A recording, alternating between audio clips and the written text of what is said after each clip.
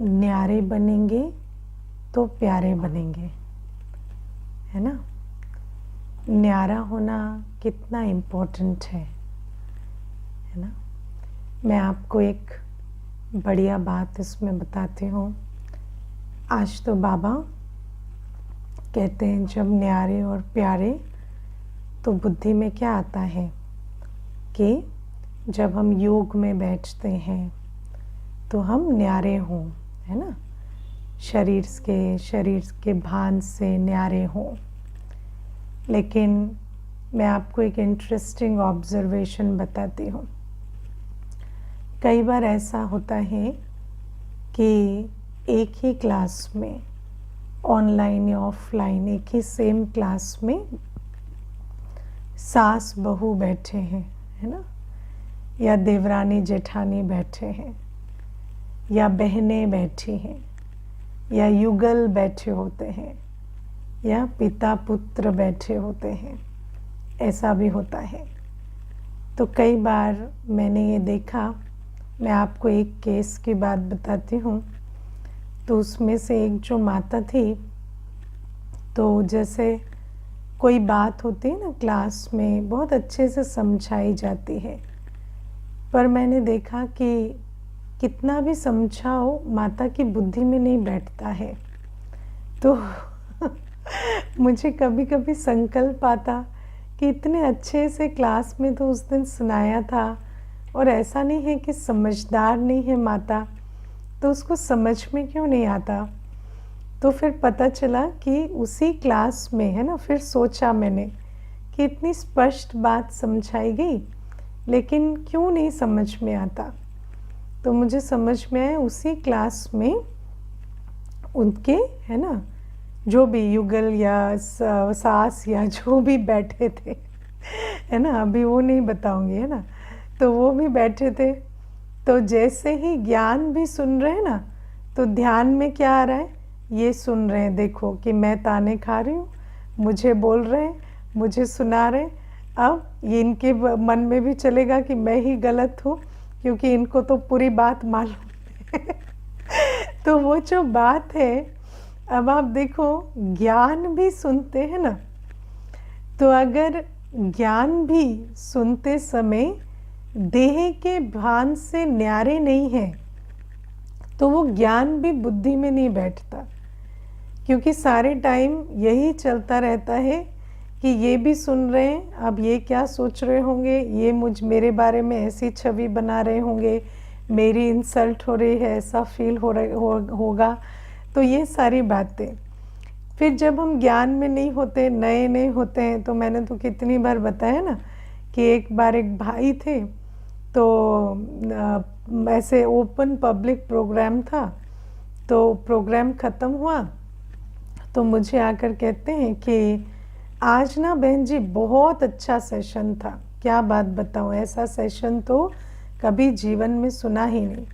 तो मैंने कहा अच्छा हुआ, अच्छा है, अच्छा लगा आपको, अच्छी बात है। तो फिर मुझे कहते हैं नहीं, पर एक गलती हो गई ना आज, कि आज पत्नी नहीं आई। तो मैंने कहा कोई बात नहीं, आपने तो सुना ना, अब पत्नी नहीं भी आई तो कोई बात नहीं। तो कहते नहीं नहीं, तो सब आप समझे नहीं, सब वेस्ट हो गया, क्योंकि सारा सेशन जो था वो तो उनके लिए था, उनको सुनना ज़रूरी था, है ना। तो मैंने कहा क्यों, आपको कोई लाभ नहीं आता। कहते नहीं, मेरे में तो कोई प्रॉब्लम ही नहीं है ना, वो तो सारी प्रॉब्लम उनमें है, और वो आई नहीं तो सारा वेस्ट हो गया। अब अगली बार मैं उनको ज़रूर लाऊंगा सेशन में, है ना। तो मैं कभी कभी विचार करती हूँ कि बाबा तो जब ज्ञान देते हैं तो हम सोचते हैं कि ऐसे थियोरेटिकल है कि योग में न्यारे हों, और ऐसा फैंसी आइडिया जैसा लगता है। लेकिन देखा जाए तो बाबा का ज्ञान सुनने के लिए भी आत्मा को न्यारी अवस्था में बैठना पड़ता है। आज बाबा कहते हैं ना, न्यारे होंगे तो प्यारे होंगे। प्यारे किसके बनना है, बाबा के, है ना। प्यारे माना कनेक्शन विथ बाबा, बाबा के साथ कनेक्शन होना, इसके लिए भी हमें न्यारा होना होता है। चाहे साकार में बाबा की मुरली ही सुन रहे हैं, है ना, मुरली तो कानों से सुन रहे हैं, लेकिन कानों से मुरली सुनते हुए भी अगर देह के भान से न्यारे नहीं हैं तो फिर वो मुरली हमारे को ठीक समझ में नहीं आती। वो जो मुरली का जो कंटेंट है वो हमारी बुद्धि में राइट नहीं बैठता। अभी मैं आपको एक और बात बताती हूँ। एक अभी पीछे एक बहन आई थी, तो वो मुझे ऐसे अपने जीवन के बारे में बातें बता रही थी। तो जीवन में बहुत अपवित्रता है, बहुत इनडिसिप्लिन है, सब कुछ है। और फिर मुझे कहती है मैं रोज़ बाबा की मुरली सुनती हूँ, और आपको पता है दीदी, बाबा रोज़ मुझसे मुरली में बात करता है ना, और रोज़ मुझे मुरली में बाबा जो मुझे चाहिए होता है वो देता है ना। तो मैं एक तरफ तो मेरे दिल में आ रहा था वाह बाबा वाह, है ना, कि आप हर एक को किस प्रकार से दिल को राज़ी करते हो, ये तो है ही है। लेकिन फिर मैं ये भी विचार कर रही थी कि अपने को न्यारा ना करे ना, तो यथार्थ जो बाबा कह रहा है वो समझ में नहीं आता। फिर मुरली हम सुनते हैं, लेकिन वो जो देहाभिमान के चश्मे से मुरली में भी जो बाबा कहता है ना, वो उस वैसा ही सुनाई देता है। जैसा लगता है कि जो हमारे अंदर जो अपवित्रता है, जो विकार है, जो अनुशासन की श्रीमत की कमी है, उसकी तरफ ध्यान नहीं जाता। बस वो देहाभिमान के चश्मे से थोड़ी मोड़ी बात जो अपने हिसाब से कुछ समझ लेते हैं और खुश हो जाते हैं। चलो वो भी है ना, बाबा की बलिहारी है कि बाबा तो हर बच्चे को विभिन्न स्टेजेस में कुछ न कुछ पालना देता है। लेकिन ये जो न्यारा होने से प्यारा होना, बाबा की प्यार को अनुभव करना, पतित पावन के द्वारा पावन बनना, क्योंकि देखो बाबा पतित पावन है। बाबा की याद से आत्मा के विकर्म विनाश हो सकते हैं, लेकिन बाबा की याद से विकर्म विनाश फास्ट होते क्यों नहीं? क्योंकि हम बाबा को याद कर रहे हैं, लेकिन जो पहली चीज़ है न्यारा होना वो नहीं कर पा रहे, आत्मिक स्थिति पूरी नहीं है। इसीलिए बाबा के साथ जो, क्योंकि बाबा तो पतित पावन है, बाबा तो सुख का सागर है, बाबा तो शांति का सागर है ना। अब जैसे आप सोचो कि कोई कहे मैं सागर में डुबकी लगा के आया पर गीला नहीं हुआ, ठीक है ना। कोई कहे मैंने तो 100 डुबकियाँ लगाई सागर में लेकिन गीला नहीं हुआ, तो आप कहेंगे ये कैसे पॉसिबल है? तो या तो आपको पहचान नहीं है कि सागर कौन है, क्या है, या डुबकी ठीक से लगा नहीं रहे, कुछ तो प्रॉब्लम है। तो बाबा कहते हैं मैं तो हूँ ही पतित पावन, मैं तो हूँ ही शांति का सागर, मैं तो हूँ ही दुख हरता सुख करता। तो यदि तुम सचमुच मेरे से योग लगा रहे हो तो ये सारी चीज़ें होनी ही है। पतित से पावन बनना ही है, विकर्म विनाश होना ही है, शांति से सुख से दिल भरनी ही है। लेकिन बाबा कहते हैं तुम प्यार तो मुझसे बहुत रखते हो, लेकिन न्यारा और प्यारा इसको नहीं समझते। तो न्यारे नहीं होते तो फिर वो जो प्यार है वो मुझसे नहीं होता है ना, वो कनेक्शन मुझसे नहीं होता, वो कहीं और गलत पकड़ लेता है कनेक्शन। तो बाबा हमें कहते हैं इसीलिए सबसे पहली चीज़ न्यारा पे फोकस होना। अब न्यारा मतलब मैं आत्मा, अपने आप को, न्यारापन बहुत अभ्यास की चीज़ है। न्यारापन ऐसे नहीं आता, न्यारा होने के लिए बहुत अभ्यास चाहिए। जैसे आज बाबा ने एग्जाम्पल दिया कि आत्मा अनुभव करे कि शरीर की ड्रेस पहनी, कर्म किया, कर्म करते ही न्यारे हो गए, है ना। कर्म करते ही जैसे शरीर भूल जाना है और अपनी आत्मिक स्थिति में बैठना है। आत्मिक स्थिति में जो पुराने संस्कार हैं उनको भी छोड़ के बैठना है ना। आत्मिक स्थिति माना मौलिक स्थिति, है ना। मैंने एक बार एक बहन को कहा ना आप आत्मिक स्थिति का अभ्यास नहीं करते, तो कहती है मैं तो बहुत अभ्यास करती हूँ लेकिन मैं तो आत्मा ही बिगड़ गई हूँ ना, आपने बताया ना, आत्मा ही तमो प्रधान हो गई है। तो आत्मिक स्थिति का तो बहुत अभ्यास करती हूँ, लेकिन प्रॉब्लम तो आत्मा में ही है ना। तो तब मुझे पता चला नहीं नहीं, आत्मिक स्थिति ठीक से, मैंने कहा नहीं नहीं ऐसा नहीं है। आत्मिक स्थिति माना ओरिजिनल आत्मिक स्थिति है ना। आत्मा विद संस्कार आत्मिक स्थिति नहीं है ना, क्योंकि आत्मा के अंदर मन बुद्धि ओरिजिनल संस्कार मूल है, जो एक्वायर्ड संस्कार है वो यहाँ के हैं। तो जब हम न्यारे होते हैं तो हमें स्वयं को संबंधों से, देह के भान से, जो भी हमारे लेबल्स टाइटल्स पोजीशंस, हमारी देह से भी और पुराने संस्कारों से भी स्वयं को न्यारा करके मैं जो हूँ जैसी हूँ अपने मूल स्वरूप में, मुझे उस स्वरूप में बार बार स्थित होना पड़ेगा। और बाबा कहते मानो कोई काम करना है, उसके लिए आपको, जैसे आपको अपना रोल निभाना है, माँ का रोल है मानो, है ना, बच्चे को पढ़ाना है, अनुशासन में लाना है, तो उतने समय तक माँ का रोल किया, लेकिन उसके बाद जैसे ही वो पढ़ने बैठ गया तो आप अपने माँ के रोल से निकल जाओ, है ना, फिर आत्मिक स्थिति में स्थित हो जाओ। मैं बिल्कुल शांत निश्चिंत फिक्र से फारिग, है ना, पवित्र प्रेम स्वरूप आत्मा हूँ। कोई चिंता नहीं, कोई चिंतन नहीं, इस दुनिया का कोई संकल्प नहीं। तो बाबा कहते इतना जब अभ्यास करेंगे न्यारा होने का, तब बाबा के साथ जो कनेक्शन है वो बनता है, क्योंकि आत्मिक स्थिति में ही प्यारा बनते हैं, न्यारा और प्यारा, प्यारा बाबा का। और फिर नेचुरल है कि बाबा के साथ यथार्थ योग है तो क्या बन जाएंगे, नॉलेजफुल, लवफुल, पावरफुल, सब बन जाएंगे। तो फिर तो सबके लिए भी प्यारे हो जाएंगे। लेकिन प्यारा मतलब एक्चुअली ये नहीं होता कि सबके लिए प्यारे, पहले बाप के प्यारे, और बाप के प्यारे होने के कारण, रूहानी प्रेम संपन्न बनने के कारण सबको प्यारे लगेंगे, है ना।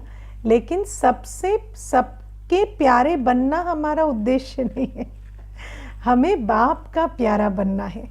बाप का प्यारा बनेंगे तो सबको प्यारे लगेंगे, सबका प्यारा बनने जाएंगे तो प्रॉब्लम हो जाएगी सबका प्यारा बनने जाएंगे तो इसका मतलब हमें फिर वहाँ से क्या हो जाएगा, डिपेंडेंस हो जाएगी। अगर प्यारे नहीं बने तो फिर हमें असर होगा।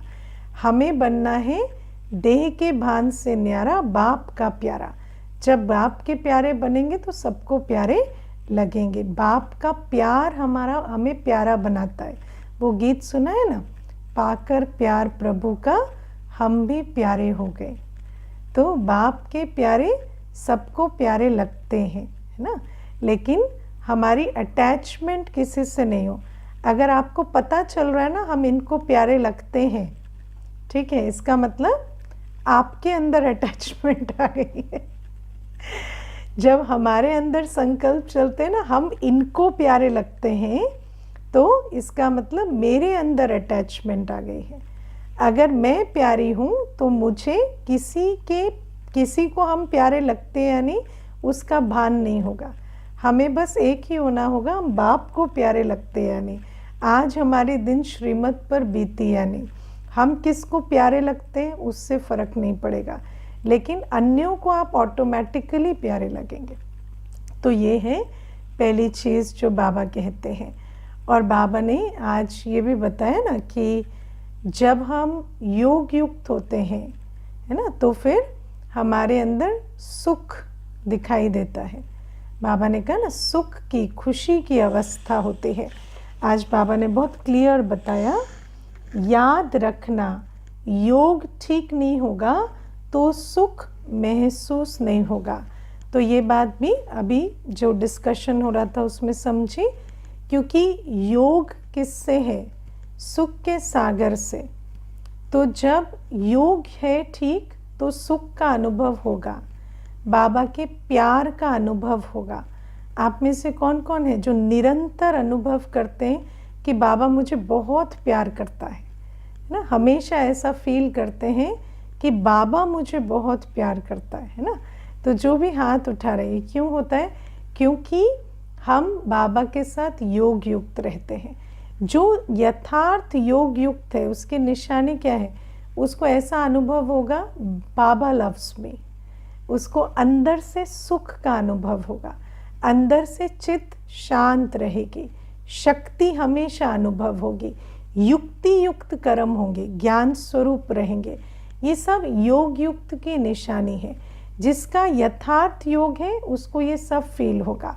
और अगर कर्म में युक्ति युक्त नहीं है, ज्ञान श्रीमत का उल्लंघन हो रहा है, अगर कर्मों में हमें दिखाई दे रहा है कि हमारे से इनएक्यूरेट कर्म हो रहे हैं या शांति सुख की आंतरिक अवस्था नहीं है, तो इसका मतलब हमारा योग ठीक नहीं है। और योग का कारण क्यों ठीक नहीं है? क्योंकि न्यारे नहीं है, कुछ न कुछ देह भान है, देह अभिमान है। तो मैंने तो आपको बताया ना, देह भान देह अभिमान में तो मुरली भी नहीं सुनाई देती, तो योग क्या लगता होगा, है ना। तो जब हम बैठते हैं तो अपने आप को अपने संस्कारों से भी अलग आत्मा निश्चय करके बैठना है, लेकिन उसके लिए अभ्यास चाहिए, है ना।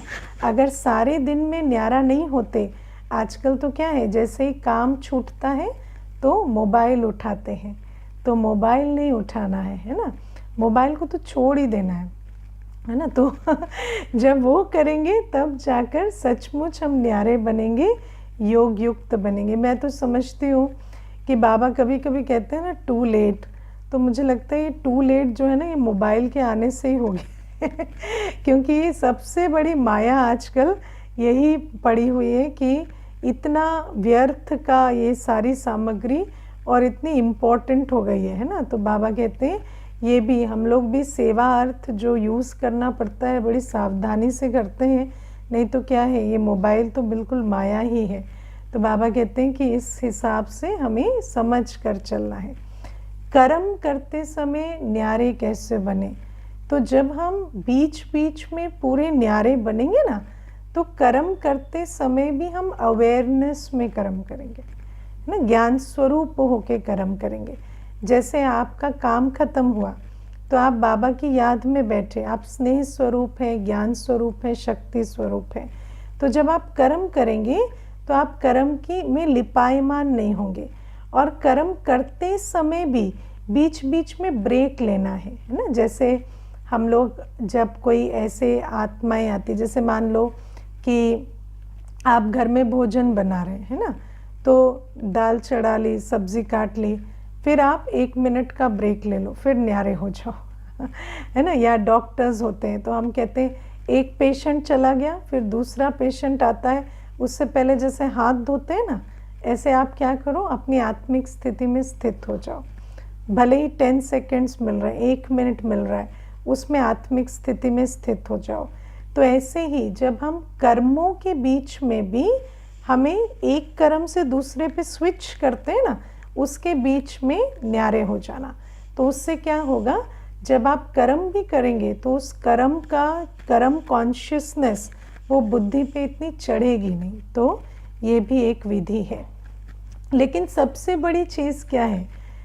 सबसे बड़ी चीज़ है लक्ष्य, है ना, क्योंकि लक्ष्य से लक्षण आते हैं। अगर आत्मा को सदा ये स्मृति है कि मैं 84 जन्मों के अंत में हूँ, बाबा आया हुआ है, मुझे अभी घर जाना है, तो अपना लक्ष्य बहुत क्लियर है। जैसे बड़ी दीदी कहती थी ना, अब घर जाना है, तो अब घर जाना है अगर बुद्धि में बहुत स्पष्ट है, तो ये जो बीच बीच में ब्रेक लेना, सब कुछ करना, इसके लिए आपको कोई अलार्म नहीं लगाना पड़ेगा, कुछ नहीं करना पड़ेगा। ये जैसे अपने आप ही अंदर से आएगा कि अभी काम करते थोड़ा न्यारा हो जाते हैं। क्यों? क्योंकि लक्ष्य से लक्षण आते हैं। आप देखो, व्यक्ति को कहीं जाना होता है तो भले ही किसी पार्टी में बैठा है, लेकिन 10 बार उसकी नज़र जो है वो घड़ी पे जाती है। क्यों जाती है? क्योंकि उसका लक्ष्य है कि मुझे यहाँ से निकल के जाना है। तो इसीलिए सबसे बड़ी चीज़ है, विधि तो बाद में, लक्षण बाद में, पहले लक्ष्य। जब लक्ष्य क्लियर होगा तो ये लक्षण आप पे ही नज़र आएंगे। फिर बाबा आज हमें कहते हैं कि ट्रेटर नहीं बनना है ना। तो ये बात आज बाबा बहुत स्पष्ट अंडरलाइन कराते हैं कि हमें ट्रेटर नहीं बनना है। तो आप देखो ट्रेटर कौन होता है? ट्रेटर वो होता है जो एक सेना में रहता है और काम दूसरी सेना की तरफ से करता है ना। तो हम कौन है? रूहानी सेना है। हमें बाबा ने पवित्रता, सुख, शांति की दुनिया स्थापन करने के लिए नियुक्त किया है। अगर हम इसका ऑपोजिट करते हैं तो इसका मतलब हम ट्रेटर हैं। ठीक है। अब मैं आपको एक छोटी सी बात बताऊं। मम्मा है ना, तो एक बार क्या हुआ कि एक बच्ची थी, तो वो बच्ची ना किसी की भी यज्ञ में थी, तो किसी की भी फ्रॉक पहन के घूमती थी। तो सब उसको कहते थे ये चोरी करती है ना। किसी को बिना पूछे फ्रॉक ले लेती है और पहन लेती है। तो मम्मा के पास रिपोर्ट गई कि ये बच्ची जो है ये चोरी कर लेती है, किसी की भी फ्रॉक बिना पूछे लेके पहनती है। तो मम्मा ने उस बच्ची को बुलाया और उसको पूछा कि ये किसकी फ्रॉक पहनी है आपने? तो उसने कहा ये इसकी है ना, जिसकी थी उसकी बता दिया। तो बोला कि आपने उसको पूछा लेने से पहले? तो बोला नहीं। और उसको कोई शर्म नहीं थी, कुछ नहीं था, क्योंकि उसको पता ही नहीं पूछना होता है। उसको लगा कि सबके कपड़े हैं तो जो भी चाहे जिसके भी पहन सकता है।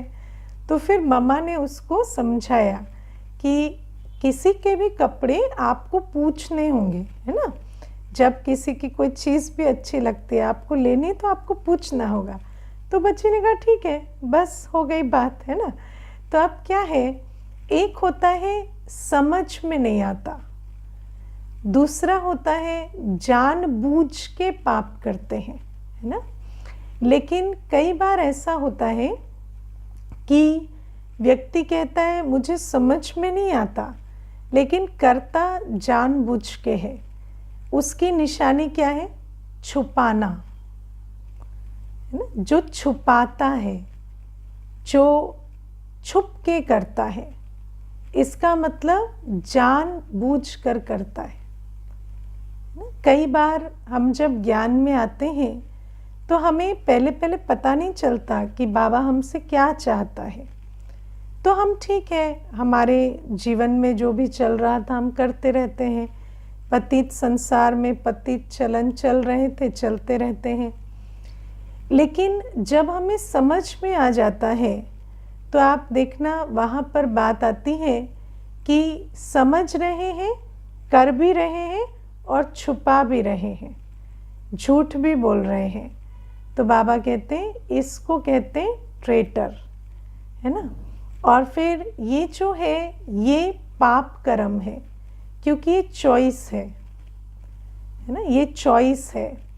और एक चीज़ हमें समझनी है, आप कभी सोचते हो कि देखो मुझे एक भाई आया था, तो मुझे कहता है कि मैं अपने घर में सबसे ज़्यादा कमाता हूँ, मैं सबकी पालना भी करता हूँ। अगर आप देखें तो मेरे भाई, उनका परिवार, मेरा परिवार, सबको मैं ही पैसे देता हूँ।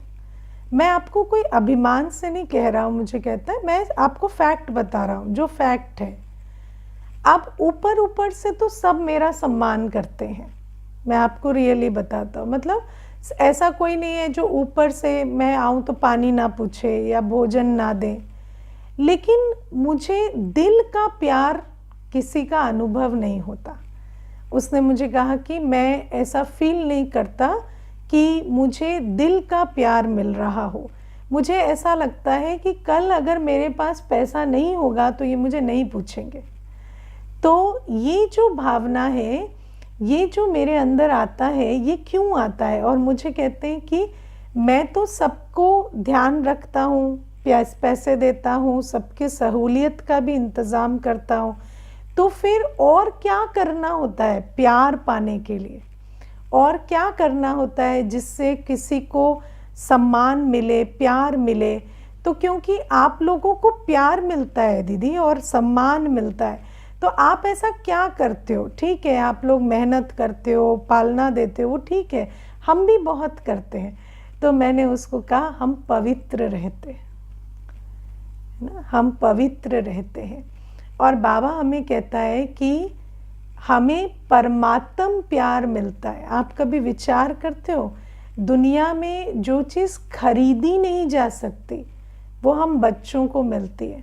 हमें ब्राह्मण परिवार मिलता है, हमें ईश्वरीय प्यार मिलता है, हमें ईश्वरीय पालना मिलती है। ये इसलिए नहीं मिलती कि हम यज्ञ में धन लगाते हैं या हम कोई सेवाएं करते हैं। भगवान हमारे धन का मोहताज नहीं है, उसको स्वर्ग बनाना है वो वैसे भी बना लेगा, है ना। लेकिन हम ऐसा क्या करते हैं जो भगवान हमें प्यार करता है, हमें रोज़ इतना पुचकारता है, इतनी पालना देता है, इतनी शक्ति भरता है। क्या है वो चीज़ जिसके लिए भगवान हमें प्यार करता है? वो है प्योरिटी। उसके लिए बाबा कहता है तुम्हें इस ब्राह्मण जन्म में दान ही पवित्रता का देना है, बाकी और किसी चीज़ की वैल्यू नहीं है। पवित्र रहने वाली आत्मा के तन की भी वैल्यू है, मन की भी वैल्यू है, धन की भी वैल्यू है ना। पवित्रता नहीं है तो किसी चीज़ की वैल्यू नहीं, और पवित्रता है तो उस तन की भी वैल्यू है, मन की भी वैल्यू है, धन की भी वैल्यू है। फिर बाबा कहते हैं तुम्हारा सर्वस्व यज्ञ के लिए जैसे बहुत महत्वपूर्ण है। तो बाबा हमें कहते हैं लेकिन प्योरिटी फर्स्ट है। तो इसीलिए बाबा हमें कहते हैं कि जो बच्चे इस बात पे पक्के नहीं रहते ना कि मुझे बाप की श्रीमत पर पवित्र रहना है, शांत स्वरूप रहना है, सुख स्वरूप रहना है, प्रेम स्वरूप रहना है, बाबा कहते हैं ऐसे बच्चे बहुत सज़ाओं का पात्र बनते हैं।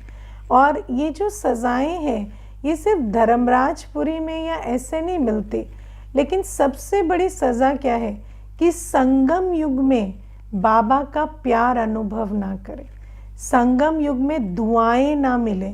ये बहुत बड़ा लॉस है ना। क्योंकि जब मालूम पड़ जाता है, देखो एक चीज़ हमेशा याद रखना, ये यज्ञ ऐसा है ना, इसमें ट्रेटर छुपा नहीं रहता जो कहता कुछ है करता कुछ है, मालूम पड़ जाता है। कितना भी छुपाएगा ना वो बात जैसे सामने आ ही जाती है। अब हम रोज़ कहें कि हम तो बाबा की श्रीमत पर चलते हैं, लेकिन नहीं चलते तो रिवील हो जाता है। और जानबूझकर नहीं चलते, सच में ट्रेटर हैं तो बिल्कुल पता चल जाता है। और बाबा कहते हैं जब पता चल जाता है ना तो सबसे बड़ी बात क्या होती है, बाबा का विश्वास और ब्राह्मण परिवार का विश्वास टूट जाता है। और जिस पे से विश्वास टूट जाता है ना उसको दुआएं नहीं मिलती। देखो ये जो फेथ होता है ना, ट्रस्ट, ये बहुत दुआएं दिलाता है। ये जो ट्रस्ट होता है ना, आप देखो किसी के ऊपर ट्रस्ट है, अब ट्रस्ट ऐसे ही नहीं बनता, ट्रस्ट बनता है जब आत्मा बलिहार जाती है। ऐसे बहुत नए बच्चे हैं, मैं आपको बताती हूँ, बहुत नए, अभी 6 महीने 8 महीने से बाबा के यज्ञ में जुड़े, लेकिन अगर मुझे पूछा जाए वो ट्रस्ट वर्दी की लिस्ट में आगे नंबर लेते हैं। क्यों? क्योंकि ट्रस्ट बनता है संबंध से। जितना आत्मा संबंध बनाती है, निभाती है, हर समय पर उपस्थित होती, कहते हैं ना friend in need is a friend indeed, है ना। तो जिस आत्मा को जो स्नेह, सहयोग, साथ बाबा को जब देना चाहिए वो देती चली जाती है, तो ट्रस्ट बनता है। ऐसी आत्मा जिसके ऊपर ट्रस्ट बन जाता है ना, वो आत्मा जैसे बैठे बैठे भी दुआएं ले रही है ना। वो सिर्फ तब दुआएं नहीं लेती जब वो कुछ करते हैं, लेकिन वो बैठे बैठे भी दुआएं लेते हैं। उनके प्रति एक बार भी संकल्प जाएगा, मुख से उनके बारे में बोल भी निकलेंगे ना तो ऐसे ही निकलेंगे कि बच्चे होने चाहिए तो ऐसे होने चाहिए, वो बहुत अच्छे हैं, वो बहुत ऐसे काबिल हैं, तो मुख से ऐसे ही शब्द निकलते।